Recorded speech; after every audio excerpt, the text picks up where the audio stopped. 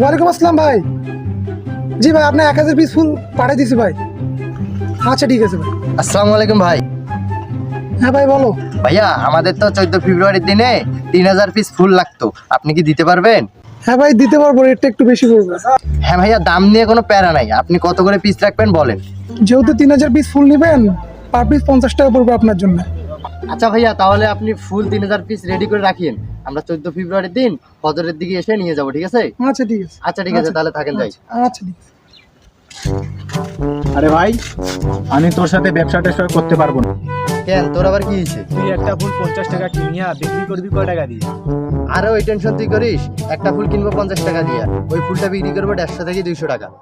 হত বেটা, তুই কি আমাকে পাগল ভাবছিস? একটা ফুল 150 টাকা করে 200 টাকা কেমনে বেচাইবি? তুই আমার টাকা দে, আমি ব্যবসা করবো না। আরে ভাই শুন, তোর কি খেয়াল আছে এটা যে ফেব্রুয়ারি মাস? হ্যাঁ। এই ফেব্রুয়ারি মাসে ফুলের ব্যবসা করে আমরা এবার কোটিপতি হয়ে যাব। কেমনে?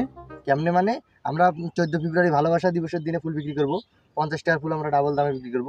ও হ্যাঁ, স্কুলের সামনে। আরে হ্যাঁ, পার্কে গিয়ে ফুল বিক্রি করবো, স্কুলের সামনে গিয়ে ফুল বিক্রি করবো, আমাদের ডাবল লাভ হবে। ফুল বিক্রি করে এবার কোটিপতি হয়ে যাবো, চল চল।